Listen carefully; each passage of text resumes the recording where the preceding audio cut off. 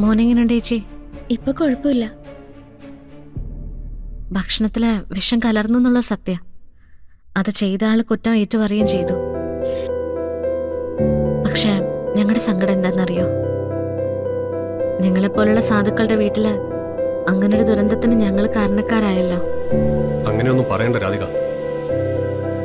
ആ ദുരന്തത്തിന് കാരണം ഞാൻ തന്നെ. സത്യത്തിൽ ഈ സാറാ മേഡവും ഞങ്ങളുമായിട്ട് വലിയ ബന്ധമൊന്നുമില്ല. എവിടെയോ ഒരു അകന്ന ബന്ധം. അങ്ങനെ കണക്ഷനൊന്നും ഇല്ലാതിരുന്ന ഒരാൾ പെട്ടെന്ന് വന്ന് മോന്റെ പിറന്നാൾ നടത്തിക്കോളാം, ചെലവ് നടത്തിക്കോളാം എന്നൊക്കെ പറയുമ്പോ ഞാനത് നോക്കേണ്ടതായിരുന്നില്ലേ?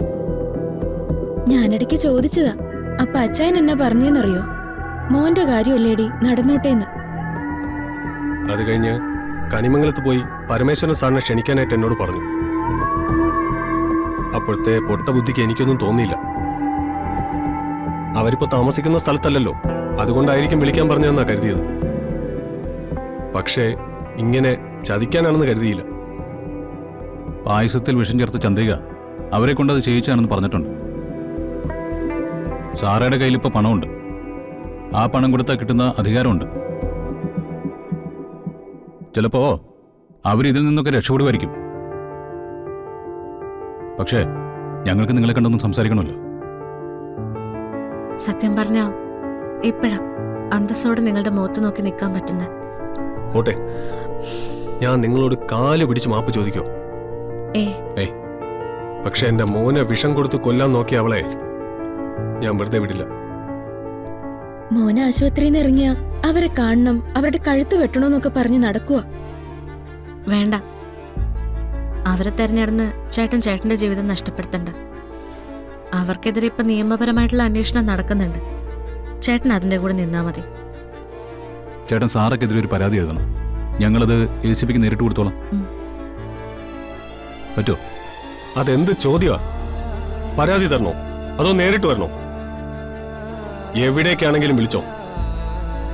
ഇത്രക്കാരെ വെറുതെ വിട്ടാ പറ്റില്ല. എന്റെ കുഞ്ഞാണ് സത്യം. ഇതിനു വേണ്ടി ഏത് കോടതിയിൽ വന്ന് നിൽക്കേണ്ടി വന്നാലും ജോൺസൺ നിൽക്കും. നിങ്ങൾ പരാതി തയ്യാറാക്കിക്കോ.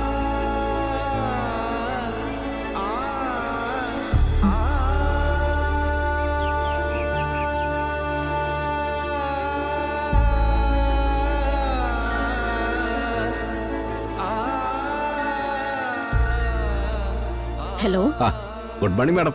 എന്താ CI സാറേ, കേസ് അന്വേഷണത്തില് അപ്രതീക്ഷിത ട്വിസ്റ്റ് എന്തെങ്കിലും ഉണ്ടോ?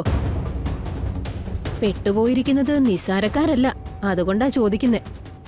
ഞാനിപ്പോ തന്നെ രണ്ടുപേരെയും കണ്ടിരുന്നു മാഡം, രാധികയും വരുണനും. എന്നിട്ട് ACPയുടെ ഇടം വലം ചേർന്ന് നടക്കലാണല്ലോ ഇപ്പൊ രണ്ടുപേരുടെയും ജോലി. നമ്മൾ ഉദ്ദേശിക്കുന്ന കാര്യങ്ങൾക്ക് അതൊരു തടസ്സമാണോ? അതുകൊണ്ട് ശരിക്കും ഒന്നങ്ങ് വരട്ടി കുടുംബം തന്നെ ഇല്ലാതാക്കുമെന്ന് പറഞ്ഞു. പിന്നെ പറഞ്ഞാ ഞാനത് ചെയ്യുമെന്ന് അവർക്കറിയാം. Very good. പക്ഷേ തീർത്ത് നിസ്സാരമായി അവരെ കാണരുത്. കണക്കുകൂട്ടലുകളൊക്കെ തെറ്റിപ്പോവും. രണ്ടിനും നല്ല മെന്റൽ കപ്പാസിറ്റിയാ. അതെനിക്കറിയാം മാഡം, പണ്ട് മുട്ടിയിട്ടുള്ളതല്ലേ. അത്തരക്കാരെ ഒരാളെയും ഞാൻ മറക്കില്ല.